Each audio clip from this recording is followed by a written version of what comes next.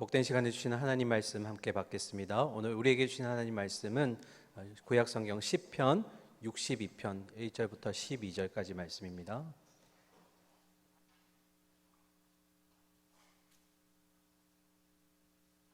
구약성경 846면에 있습니다. 시편 62편 1절부터 12절까지 잠잠히 하나님만 바라라 라는 제목으로 말씀 나누도록 하겠습니다. 1절부터 교독하도록 하겠습니다. 나의 영혼이 잠잠히 하나님만 바라며 나의 구원이 그에게서 나오는도다. 오직 그만이 나의 반석이시요 나의 구원이시요 나의 요새이시니 내가 크게 흔들리지 아니하리로다. 넘어지는 담과 흔들리는 울타리같이 사람을 죽이려고 너희가 일제히 공격하기를 언제까지 하려느냐. 그들이 그를 그의 높은 자리에서 떨어뜨리기만 꾀하고 거짓을 즐겨하니 입으로는 축복이요 속으로는 저주로다. 나의 영혼아 잠잠히 하나님만 바라라. 물은 나의 소망이 그로부터 나오는도다. 오직 그만이 나의 반석이시요 나의 구원이시요 나의 요새이시니 내가 흔들리지 아니하리로다. 나의 구원과 영광이 하나님께 있으며 내 힘의 반석과 피난처도 하나님께 있도다. 백성들아 시시로 그를 의지하고 그의 앞에 마음을 토하라. 하나님은 우리의 피난처시로다. 아 슬프도다. 사람은 입김이며 인생도 속임수이니 저울에 달면 그들은 입김보다 가벼우리로다.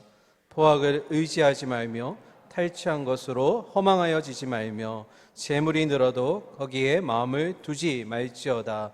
하나님이 한두 번 하신 말씀을 내가 들었나니 권능은 하나님께 속하였다 하였도다. 주여 인자함은 주께 속하오니 주께서 각 사람이 행한 대로 갚으심이니이다. 아멘. 오후 시간 잘 쉬셨습니까? 네. 오늘 성찬식 하셨는데요. 우리 옆 사람 보시면 광이 나나요? 오늘 빛이 나시나요? 네. 아니 인사하라고 안 했는데. 네. 제가 인터넷에 보니까 이 한 문장이 있는데 이 한 문장으로 서울 사람인지 부산 사람인지 구별할 수 있다고 하더라고요. 그래서 여러분 보시고 어떻게 읽는지 제가 한번 보겠습니다. 한번 보실까요? 네. 화면 띄워주실까요? 네. 어떻게 읽으시겠어요? 네. 서울 사람들은 어떻게 읽을까요? 지금 학교 가 이렇게 묻겠죠. 그러니까 지금 학교를 가니 이렇게 묻는 건데 부산 사람은 어떻게 읽을까요?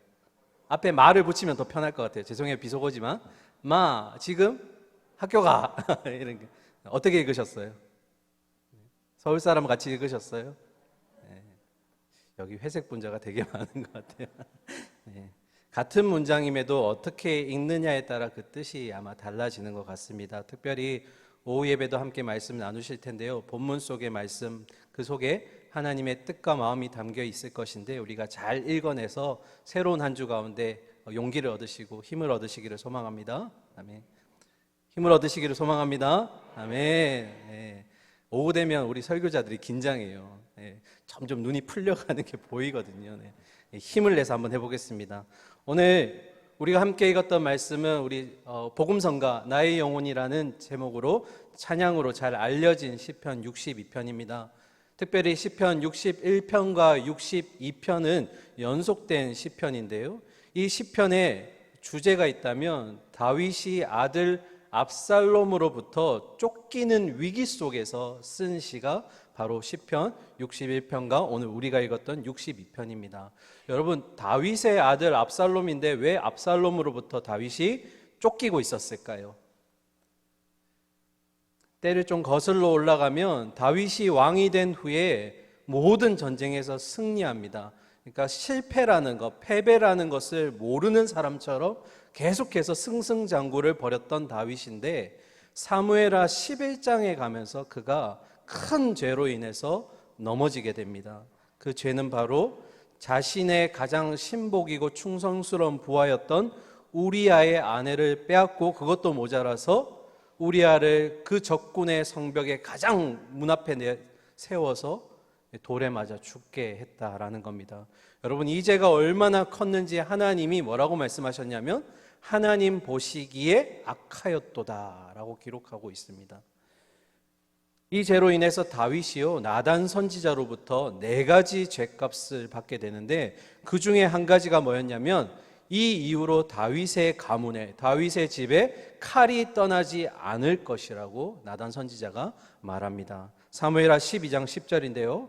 이제 내가 나를 업신여기고 햇사람 우리아의 아내를 빼앗아 내 아내로 삼았은즉 칼이 내 집에서 영원토록 떠나지 아니하리라 하셨고, 이 이유를 보시면 정말로 다윗 가문에 칼이 끊이지가 않습니다. 먼저 다윗의 3번째 아들이었던 압살롬, 그리고 4번째 아들인 아도나이가 둘이 아버지의 왕권을 차지하기 위해 서로 아버지의 목숨을 노립니다. 그리고 또 그 베냐민 지파의 불량배였던 세바라는 자가 이 다윗에게 반역하기도 하고요. 나중에 시간이 많이 지나 솔로몬 이후에 이스라엘이 남과 북으로 나누어지죠. 그것도 모자라서 이 남과 북이 이방의 족속의 칼에 의해서 이스라엘 전체가 멸망당하게 됩니다. 참 슬픈 일인데요. 여러분 생각해 보니까 이 이후로 다윗의 주변에는 사람들이 죽이려고, 다윗에게 목숨을 빼앗으려고 하는 사람들이 너무너무 많았어요. 그리고 앞에서는 다윗에게 축복을 말하는 것 같지만, 그런데 뒤에 가서는 저주하는 자들도 가득합니다. 4절의 말씀 함께 보실까요? 우리 함께 읽도록 하겠습니다. 4절입니다. 시작. 그들이 그를 그의 높은 자리에서 떨어뜨리기만 꾀하고 거짓을 즐겨 하니 입으로는 축복이요 속으로는 저주로다. 앞에서는 축복하고 막 칭찬하지만 뒤에서는 뭐 하는 거예요? 저주하고 언제 이 왕위를 넘어뜨릴까 꾀하는 자들로 가득했습니다. 다윗이 이것을 알고 자신이 처한 이 상황에 대해서 3절에서 어디에 비유하냐면 넘어지는 담 같고 내가 흔들리는 울타리 같다라고 표현하고 있습니다. 그러니까 현재의 상황 속에서 다윗은 자신을 지킬 힘이 하나도 없는 거예요. 그리고 지금 다윗을 노리는 이 대적들에게는 다윗을 무너뜨릴 수 있는 가장 적기인 거죠. 그러니까 다윗은 그만큼 절망적인 상황임을 고백하고 있는 겁니다. 그런데 다윗이 놀랍게 이런 고백을 합니다. 우리 1절과 2절 화면 보면서 함께 읽도록 하겠습니다. 화면 띄워주실까요? 1절과 2절입니다. 같이 읽겠습니다. 시작. 나의 영혼이 잠잠히 하나님만 바라며 나의 구원이 그에게서 나오는도다. 내가 크게 흔들리지 아니하리로다. 아멘. 여러분 2절 하반절에 보니까 내가 크게 흔들리지 아니하리로다라는 것은 이전의 절망적인 상황일 땐 다윗이 어땠다는 겁니까? 크게 흔들렸다라는 겁니다. 휘청휘청 거렸다는 거예요. 그런데 동일한 절망과 위기의 현재 상황 속에서 다윗은 아무것도 여전히 할 수 없지만 그럼에도 뭐 하겠다고 고백하나요? 하나님만 바라보겠다고 얘기하는 겁니다. 여러분 특별히 잠잠히라는 단어는 침묵하는 상태, 또 다른 말로는 평온한 상태를 의미합니다. 그래서 1절과 방금 읽었던 2절의 말씀을 다윗의 고백으로 다시 정리해보면 이렇게 됩니다. 하나님, 내 영혼은 절망적인 상황에 있지만 그럼에도 침묵하고 어떠한 상황에 영향받지 않는 것처럼 평온하게 누구만요? 하나님만 바라보겠습니다. 이런 고백이 되는 거죠. 여러분 무너지는 담 같았고 흔들리는 울타리 같다고 했던 다윗입니다. 그리고 이전에는 이런 상황이 오면 크게 흔들리고 요동했던 다윗이었어요. 그런데 지금 그가 고백하는 모습을 보니까 바뀌었어요. 다윗이. 어떻게 그러면 다윗에게 이런 변화가 일어났을까요? 어떻게 과거와 지금 현재의 모습이 이렇게 바뀌게 되었을까? 답은 2절에 있습니다. 우리 화면 보면서 같이 읽도록 하겠습니다. 2절입니다. 제가 읽어드릴게요. 2절입니다. 오직 그만이 나의 반석이시요 나의 구원이시요 나의 뭐라고요? 요새이십니다. 다윗은 이 어려운 가운데서도 하나님이 나의 뭐가 되신다고요? 반석이시요 구원이시며 요새라는 겁니다. 이걸 깨달았기 때문에 다윗이 이제는 크게 흔들리지 않습니다 라는 고백을 했다라는 거죠. 여러분 저기 밀림이나 정글에 가면 늪지대가 있는데요, 혹여나 사람이나 동물이 거기 빠져서 나오려고 막 발버둥 치면 어떻게 될까요? 막 내가 살아보겠다고 늪지대에서 막 몸을 막 움직이고 발버둥 치면 몸은 점점 아래로 깔아앉죠. 그러니까 이런 겁니다. 그런 늪지대에서는 움직이면 안 되는 거예요. 가만히 누군가가 나를 도와줄 때까지 기다려야 되는 거죠. 마치 다윗이 이런 겁니다. 나의 든든한 반석이시며 요새이시며 구원이신 하나님이 나를 도와주실 때까지 나는 하나님만 잠잠히 바라보겠다 라는 것이 다윗의 고백이라는 겁니다. 여러분에게도 이런 잠잠히 하나님만 바라보실 수 있는 고백이 있기를 소망합니다. 그런데 여러분, 오늘 말씀을 읽어보셨지만 1절과 2절 그리고 5절과 6절을 보시면 비슷한 다윗의 고백이 기록되어 있습니다. 그런데 조금 더 자세히 보실까요? 조금 더 눈을 크게 뜨시면 1절과 2절 그리고 5절과 6절에 조금 차이가 있다는 걸 여러분이 금방 발견하실 수 있어요. 한번 볼까요? 1절에 보시면 나의 영혼이 잠잠히 하나님만 바라미여 라고 되어 있습니다. 그리고 나의 뭐가요? 구원이 그에게서 하나님에게서 나오는도다. 비슷한 본문인 5절을 보시면 조금 다릅니다. 한번 찾아보실까요? 나의 영혼아 잠잠히 뭐하라고요? 하나님만 바라라. 그리고 나의 뭐가요? 소망이 그에게서 나오는도다. 여러분, 두 가지 차이점이 있는데요. 1절에서는 직설법이었어요. 그러니까 나는 하나님만 바라봅니다 라고 기록했지만 5절은 뭡니까? 이제 하나님만 바라보아라 하는 명령형으로 바뀌었어요. 그리고 1절에서는 구원이 그에게서 나온다고 했는데 5절을 보니까 이젠 구원이 아니라 소망이 그에게서 나온다. 하나님에게서 소망이 나온다고 기록되어 있습니다. 그리고 또 2절 하반절과 6절 하반절 보시면 2절 하반절에는 내가 크게 흔들리지 아니하리로다 라고 되어 있는데 6절 하반절에 보시면 한 단어가 빠졌어요. 뭘까요? 크게라는 단어가 빠졌습니다. 내가 흔들리지 아니하리로다. 이 세 가지 차이점은 뭘까요, 여러분? 목사님 비슷한데 그냥 넘어가죠. 아니요, 너무 중요합니다. 이 세 가지가 왜 중요하냐면 이 세 가지의 차이점이 바로 다윗의 심경이 변화되었음을 보여준다라는 겁니다. 아까 뭐였죠? 나는 하나님만 바라봅니다 했는데 이제는 뭐요? 어떤 상황이야도 나는 하나님만 바라보아라 라는 명령으로 바뀌었고요. 구원에서 소망으로 바뀌었고 크게에서 크게라는 단어가 이제 빠지고 절대로 흔들리지 않겠다라는 고백이 나온 겁니다. 그러니까 이런 겁니다, 여러분. 많은 대적자들로 인해서 다윗이 그동안 아무것도 할 수 없었어요. 그런 간절함이 이제는 하나님을 향한 확신으로 바뀌었다라는 겁니다. 간절하기만 했던 다윗의 고백이 이 5절과 6절을 통해서는 하나님만 향하겠다라는 확신으로 바뀌었어요. 그래서 다윗이 이전까지는 절망적인 상황이 내게 닥쳐올 때 크게 요동하고 흔들렸지만 그러나 나를 죽음과 위기로부터 건져주신 그 하나님을 경험하고 나니까 그에게서 구원만 나오고 내가 건진만 받은 것이 아니라 이제 앞으로의 나의 소망도 누구에게만 있다는 겁니까? 하나님에게만 있다는 거예요. 그래서 어떤 절망적인 상황이라도 이제 나는 크게 흔들리는 정도가 아니라 아예 요동하지 않겠다라는 겁니다. 여러분, 이 차이가 아주 큽니다. 내가 어려운 상황에 직면했을 때, 위기가 찾아왔을 때 크게 흔들리는 것과 그리고 어떤 상황이라도 내가 요동하지 않겠다, 탁 돌 하루방처럼 탁 이렇게 흔들림과 요동 없이 있겠다는 차이는 굉장히 크죠. 누구 때문에요? 소망이신 하나님을 경험하고 나니까 이제는 다윗에게 그런 요동함이 없다라는 겁니다. 그런데 여러분, 놀랍게도 다윗이 이 62편에서 이러한 고백을 자신만 하는 것이 아니라 다윗이 어느 나라 왕이죠?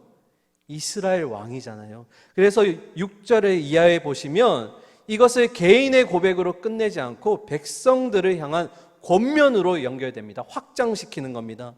여러분, 영적 리더로서 자기의 이런 어떤 신앙의 간증이 이제 백성들에게 이제 영향력을 끼치는 모습을 우리가 보게 됩니다. 8절 한번 보실까요? 8절 보시면 백성들아 시시로 그를 의지하고 그의 앞에 마음을 토하라. 하나님은 우리의 뭐라고요? 피난처시로다. 아멘. 여러분, 시시로라는 것은 영어로 at all times, 그러니까 항상, 언제나라는 뜻입니다. 언제나 그를 의지하고 언제나 그의 마음에 토해라. 하나님은 우리의 영원한 피난처시다라는 게 이제 다윗인데요. 여러분, 이게 그냥 고백한 게 아니라 누가 경험한 거요? 다윗이 경험하고 백성들을 향해 권면하는 내용입니다. 그 정리하면 이렇게 되는 거죠. 내가 절망 가운데 경험한 그 하나님, 화면 한번 띄워주실까요? 내가 절망 가운데 경험한 그 하나님은 나의 반석이셨고 구원이셨으며 나를 지켜주셨던 나의 요새이셨습니다. 그러므로 사랑하는 백성들이여, 여러분도 내가 그랬던 것처럼 언제나 늘 하나님만을 의지하시고 하나님 앞에 마음을 모두 쏟아내십시오. 하나님은 우리 모두의 피난처가 되십니다. 이게 다윗의 영적 리더로서 백성들을 향한 권면이었습니다. 아마도 영적인 우리 백성인 우리에게도 다윗의 울림이 있는 것 같습니다. 여러분, 이 고백이 우리의 고백이 되기를 소망합니다. 그런데 여러분, 그럼에도 다윗은 자신의 든든한 반석이자 요새이셨던 하나님과 너무나 미물 같고 하루살이 같은 이 인간의 거짓된 본성을 9절과 10절에서 대조합니다. 9절과 10절 보실까요? 함께 읽겠습니다. 시작. 아, 슬프도다. 사람은 입김이며 인생도 속임수이니 저 오래 달면 그들은 입김보다 가벼우리로다. 포악을 의지하지 말며 탈취한 것으로 허망하여지지 말며 재물이 늘어도 거기에 마음을 두지 말지어다. 아멘. 여러분, 마음 두지 말래요. 세 가지의 마음 두지 말랍니다. 첫 번째가 뭐냐면 사람은 입김같이 가벼운 존재이기 때문에 마음 두지 말라는 거예요. 그리고 두 번째, 이 어그러진 인생 가운데도 우리가 소망 두지 말고 마음 두지 말라는 거예요. 마지막 세 번째, 이 땅에 유한한 재물에도 소망 두지 말래요. 그러면 어디에다 마음을 두라는 겁니까? 오직 하나님만, 오직 하나님만 바라보라는 겁니다. 영원하신 분, 우리를 배반하지 않으시는 분, 늘 하루하루 우리에게 은혜 주시기 위해 그분 성실하신 그 하나님, 그분만 바라보라는 겁니다. 여러분, 세 가지 의지하지 말 것, 바라보지 말 것 뭐라고요? 사람, 그리고 인생, 그리고 물질, 이거 바라보지 마십시오. 이게 유한하다는 겁니다. 가볍다라는 겁니다. 변한다라는 거예요. 우리가 나중에 세상 떠날 때 이거 들고 가지 않는다라는 거예요. 그런데 누구요? 영원이신 하나님, 우리의 아버지가 되신 하나님만 우리의 눈은, 우리의 시선을 고정하고 그만 바라보라는 겁니다.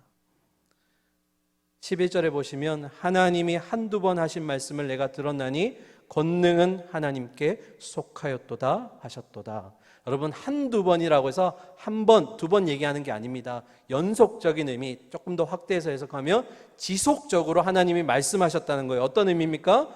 하나님께 모든 권능이 하나님께 있다는 것을 다윗에게 지속적으로 알려주셨기 때문에 다윗은 이 땅에 이제 소망이 없다는 걸 알았어요. 오직 소망은 어디예요? 하늘에만 있다. 하나님께만 있다. 왜요? 하나님만이 그에게 권능자가 되어주시기 때문에, 모든 것을 하실 수 있는 하나님이 바로 내 하나님이기 때문에, 그분이기 때문에 우리가 하나님께만 소망을 두어야 한다는 겁니다. 오늘의 클라이막스인데요, 제가 12절 보면서 제가 왜 기도할 때 이 고백을 하는지 여러분이 함께 느끼셨으면 좋겠습니다. 12절 마지막인데요, 함께 읽겠습니다. 시작.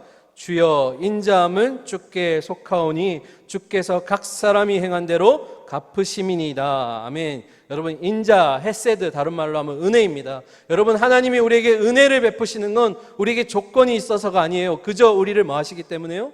사랑하시기 때문에. 그래서 12절에 보시면 주의 인자함은 결국 사랑의 하나님을 의미하는 거고요, 뒤에 보시면 주께서는 각 사람이 행한 대로 갚으십니다. 악을 행한 자에게는 악으로, 선을 행한 자에게는 선으로 베푸신 하나님, 그 하나님 어떤 하나님일까요? 공의의 하나님. 그러니까 12절은 마지막으로 다윗이 마무리하면서 내게 하나님은 이런 하나님입니다 지금 고백하는 거예요. 어떤 하나님일까요? 다윗의 하나님은 바로 사랑과 공의의 하나님이라는 겁니다. 나를 너무 사랑하셔서 나를 끝까지 인도하실 하나님, 그러면서도 선과 악을 분별하셔서 하나님의 그 공의를 행하시는 그 하나님, 내겐 그런 하나님이 있습니다. 사랑하는 우리 성도님들, 동일한 하나님이 우리 하나님인 줄 믿습니다. 사랑이신 하나님이세요. 공의로우신 하나님이세요. 우리의 반드시 하나님이 최종적인 선을 이루어 가실 거고요, 사랑으로 우리를 끝까지 우리의 본향으로 이끌어 가실 줄 믿습니다. 우리에게 조건이 있어서가 아니었어요. 우리를 그저 사랑하시기 때문에. 여러분, 사랑 중에 제일 무서운 사랑이 뭘까요? 조건 없는 사랑이에요. 그냥 사랑. 여러분, 조건이 있으면 그 조건이 사라지면 사랑이 아닌 게 되는 거예요. 여러분, 남편이 잘생기셔서 사랑하셨죠? 나중에 그러면 남편이 이제 늙어가면 어떻게 되는 거예요? 사랑 안 하실 거예요? 하실 거죠. 네. 아내가 점점 나이가 들어요. 허리가 아프대요. 그러면 사랑 안 하실 거예요? 우리 아내가 정말 애도 잘 낳고 건강할 것 같아서 결혼했는데 어른들에게 너무 잘할 것 같았는데 그 조건이 사라지면 사랑하지 않으실 거예요? 사랑해야죠. 하지만 조건적으로 사랑하는 건 한계가 있다라는 겁니다. 변질될 수 있다라는 거예요. 근데 우리 하나님은 그저 사랑하세요. 그래서 요한일서에 뭐라고 얘기하셨죠? 내가 하나님을 사랑한 것이 아니라 하나님이 우리를 먼저 사랑하셨다. 그래서 그 주님이 나를 위해서 누구를 보내주셨죠? 예수 그리스도, 하나뿐인 아들을 조건 없이 내어주셨다라는 겁니다. 그 무조건적인 사랑에 여러분이 설득되셨으면 좋겠어요. 아, 하나님이 나를 이렇게 사랑하시는구나.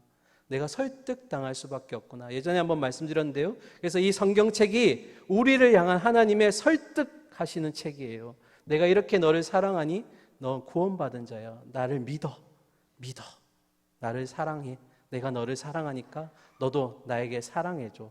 이 설득하는 책이 바로 성경이에요. 여러분, 제가 12절까지 묵상하면서 너무 은혜를 많이 경험했는데 중간에 한 가지 의문점이 생겼어요. 오늘 그 내용을 나눌 텐데요. 어떤 의문이었냐면 하나님은 다윗을 너무 사랑하셨어요. 특별히 사랑하셨죠. 그런데 하나님이 기름 부으셔서 세우신 다윗인데 그렇게 충성스러운 신하로부터 아내를 빼앗고 그것도 모자라서 그 충성하는 신하를 적군의 적지에 가장 제일 앞선에 두게 해서 죽게 만들었다면 하나님이 막아주셨으면 되지 않았을까? 이 큰 죄를 범하기 이전에 다윗을 좀 막아주셨으면 어땠을까? 왜 다윗의 마음이 그 행동으로 바뀌기 전에 마음을 돌리시지 않았을까? 그렇게 사랑하는 자녀이고 왕으로 세워주시고 승승장구하게 하셨는데 다윗이 이토록 큰 죄를 범하지 않도록 하나님이 다윗에게 미리 개입해 주셨더라면 그러면 어땠을까? 여러분 어떻게 생각하시나요? 좀 미리 하나님이 설득해 주셨다면. 그런데 이 의문을 가지다 보니까 그게 저한테도 동일했었어요. 어떤 질문이냐면 하나님, 제가 이런 죄를 범하기 전에 하나님이 좀 미리 막아주셨으면 제가 이렇게 죄를 짓지 않았을 텐데요. 조금 더 확대해서 TV 속에 나오는 그런 악인들, 죄악들, 우리가 이제는 상식 밖에 있는 죄임에도 이제 놀라지 않아요. 그런 죄악들이 일어나기 이전에 하나님이 좀 막아주셨다면 그러면 그런 악행들이 일어나지 않을 수 있지 않았을까? 여러분 어떻게 생각하시나요? 우리가 다시 다윗에게로 시선을 한번 돌려보겠습니다. 여러분, 다윗이 그 사무엘하 11장에서 너무너무 큰 죄를 범하고 나서 가장 큰 아픔이 뭐였냐면 바로 하나님으로부터 멀어졌다라는 거예요. 누구로부터요? 하나님으로부터 멀어졌어요. 그리고 자신이 범한 죄 때문에 이전까지 경험하지 못했던 그 죄악의 고통을 낱낱이 경험했던 다윗이었습니다. 죄를 범하여서 엄청난 영적인 고통을 경험했어요.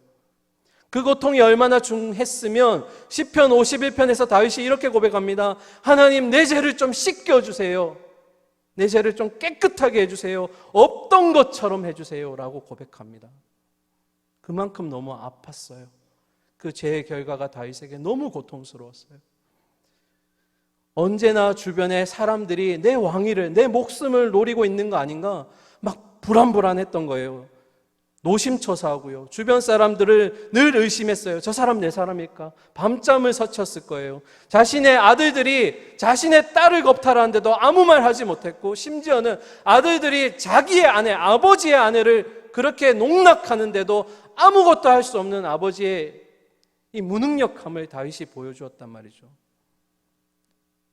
시편 23편에서 사망의 음침한 골짜기를 다닐지라도 해를 두려워하지 않을 것은 하나님이 나와 함께 하심이라고 고백했던 그 다윗이, 이제 다윗이 하나님이 함께하지 않으니까 너무나 큰 어려움에 빠져 있더라는 거죠. 죄로 인한 끔찍한 경험들을 하면서 이제 그 고통 속에서 내가 할 수 있는 게 아무것도 없다, 절망에 빠져 있던 다윗이 한 가지 할 수 있는 걸 발견합니다. 그게 뭘까요? 내가 아무것도 할 수 없지만 내가 잠잠히 앉아서 하나님만 바라보는 건 할 수 있겠다. 여호와 하나님에게 시선을 고정하고 내가 하나님은 바라볼 수 있겠다. 다윗의 마지막 선택이 뭐라고요? 하나님만 신뢰하고 하나님만 의지하는 거예요. 여러분, 만일에 제가 서두에 질문 드렸던 만일에 다윗이 죄를 저지르기 이전에 하나님이 그것을 막으셨다면 오늘 우리가 읽었던 이 시편 62편의 귀한 다윗의 고백, 다윗의 깨달음이 있었을까요? 없었을까요? 없었다라는 거예요. 다윗이 그렇게 고통 중에 직접 경험했고 직접 체험했던 그 하나님, 반석이시오 요새이시오 구원이신 하나님을 하나님께서 미리 막으셨다면 이 고백할 수 없었다는 거예요. 여기서 우리가 한 가지 중요하게 생각해 볼 것은 바로 하나님이 온 천지 만물을 다스리시고 창조하신 가운데 유일하게 우리 하나님의 형상을 닮은 우리에게만 주신 게 있어요. 그게 뭘까요? 바로 자유의지라는 겁니다. 하나님이 모든 피조물 가운데 우리에게만, 이 사람들에게만 자유의지를 주셨다는 거예요. 여러분, 왜 갑자기 자유의지일까? 여러분, 만일 하나님이 우리 사람들의 삶에, 우리의 삶에 늘 중간중간 개입하셨다면 우리의 삶은 어땠을까요? 늘 로봇과 같았겠죠. 하나님이 원하신 대로 그냥 우리의 생각과 그런 필요 없이 움직임을 가져왔겠죠. 여러분, 중요한 것은 다윗이 죄악을 저지르기로 선택했을 때 그것도 누구의 의지인가요? 다윗의 의지였어요. 그리고 그런 고통의 시간이 흐르고 난 뒤에 하나님께로 돌아가야겠다 이 마음 먹은 것도 누구의 의지일까요? 다윗의 의지였던 거예요. 하나님 없는 그 인간의 허무한 낙과 그리고 삶과 인간의 거짓된 본성을 직접 경험하고 고통을 경험했던 그 다윗이 나의 소망은, 나의 구원은 오직 하나님께만 있다는 것을 이 고통 속에서 경험하고 하나님께로 돌아올 수 있었던 것은 그에게 하나님이 돌아올 수 있도록 의지를 주셨다라는 겁니다. 꽤 오랜 시간이 지났지만 결국 다윗은 하나님께로 돌아왔습니다. 그에게 주신 의지로 다시 하나님을 찾도록 한 거죠. 사랑하는 우리 오후의 성도님들, 하나님은 우리 각 사람과 인격적인 만남을 하시기를 원하십니다. 그리고 우리에게 주신 자유의지를 통해서 우리 스스로 하나님께 향하기를 원하시는 거예요. 또한 우리의 의지로 하나님을 믿고 하나님을 우리 의지로 사랑하기를 원하신다라는 겁니다. 그래서 의지를 허용하신 거예요. 제 가운데 우리가 선택할지라도 돌아올 수 있는 그 의지조차 하나님께서 허락하신 거예요. 여러분, 제가 얼마나 고통스럽습니까? 그 가운데 그런 말이 있죠. 내가 광야에서 정말 힘들고 아픔을 경험했는데 또 광야가 찾아오면 여러분, 그 광야 겪기 싫다고 우리가 고백하는 사람들이에요. 근데 그 죄와 같은 그 고통을 우리가 2번, 3번 겪는다는 거 얼마나 힘든 일일까요? 그런데 여러분, 그 고통 가운데 하나님이 진정으로 우리를 사랑하셔서 우리의 삶에 일어나는 문제 가운데 우리에게 스스로 하나님이 주신 그 의지로 하나님을 찾기 원하신다라는 겁니다. 고통과 위기의 상황 가운데 동요되지 마라. 인내하면서 잠잠히 나만 바라봐라. 그렇게 할 수 있다. 왜요? 내가 너의 소망이기 때문에, 내가 너를 구원하고 인도하기 때문에 나는 너의 하나님이라. 사랑하는 우리 성도님들, 힘들죠, 어렵죠. 하지만 그 고통의 과정 가운데 하나님이 주시는 메시지는 뭔가요? 그럼에도 잠잠히 하나님 바라라.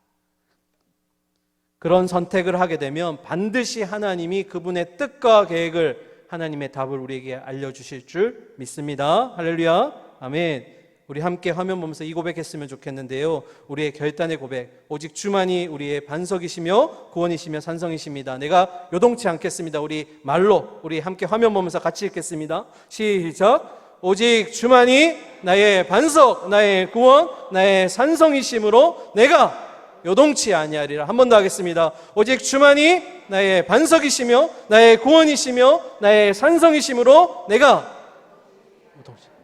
크게 아니요, 절대로 요동하지 않겠습니다. 왜요? 하나님이 나의 반석이시기 때문에.